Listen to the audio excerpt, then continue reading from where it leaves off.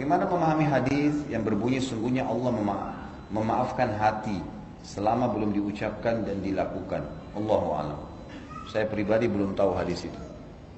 Allahu a'lam. Karena kalau kita lihat tadi indikasi dalil-dalil yang ada, niat itu kan dalam hati. Orang sudah niat, ya, niat buruk, bukan dia ucapkan. Dia niat buruk saja sudah dicatat begitu. Karena niat ini gini ya, niat itu sebuah tekad untuk melakukannya. Pasti dia lakukan. Udah niat dilakukan sudah. Udah mau memang. Zina dia keluar, memang sudah mau berzina, memang sudah gitu. Lain kalau orang misalnya keluar, kebetulan dia dapat kesempatan zina, baru mau memunculkan niat pada saat itu, kan berbeda. Dengan orang yang dari awal sudah niat, keluar memang dasarnya mau ke diskotik, mau zina, dapat pasangan berzina. Udah dari awal niat itu. Udah lain ya. Ustaz, bolehkah mengucapkan niat ketika mau sholat atau wudhu seperti nawaitu?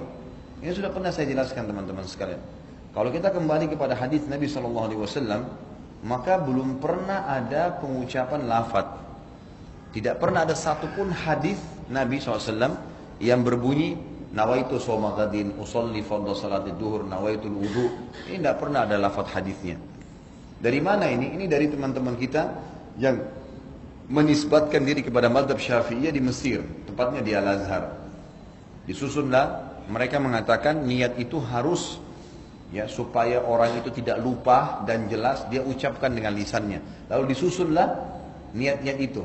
Kalau mau sholat, sholli fardhu salatid duhur, nawaitu shoma ghadin untuk puasa, nawaitul wudu'a dan seterusnya. Ini semua disusun.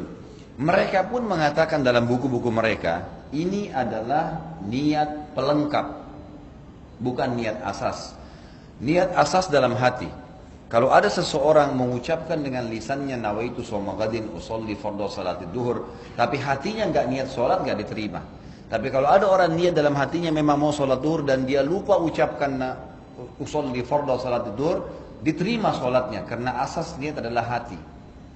Ini pendapat yang menisbatkan diri kepada Syafi'iyah, adanya niat dengan lisan tapi itu pelengkap, bukan itu asas. Bukan itu asas gitu kan. Kalau jumhur ulama, Imam Ahmad, Imam Malik, Imam Abu Hanifah mengatakan tidak ada niat kecuali dalam hati.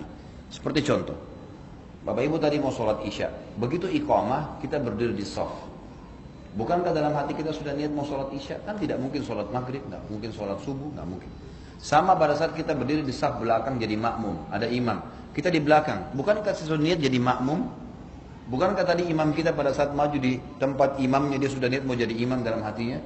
Ya itulah niat sholat. Dia tidak perlu mengatakan makmuman, imaman. Yang sudah jelas jadi makmum dia. Sudah jelas-jelas dia begini. Dia mau sholat duha. Dia berdiri mau sholat duha. Tidak mungkin dia niat sholat duhur. Itulah niatnya. Dan ini yang dikatakan oleh para jumhur ulama.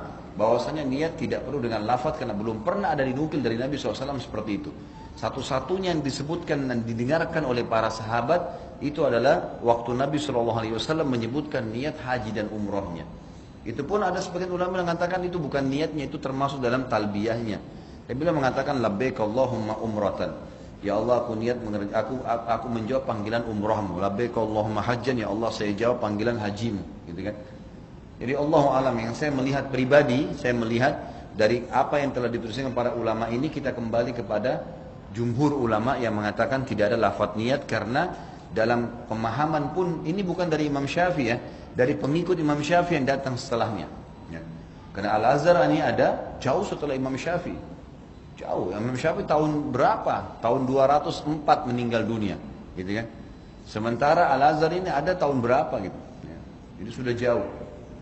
Makanya datang pengikut-pengikut yang menisbatkan diri lalu kemudian memasukkan dalam sebuah madhab. Allahu a'lam.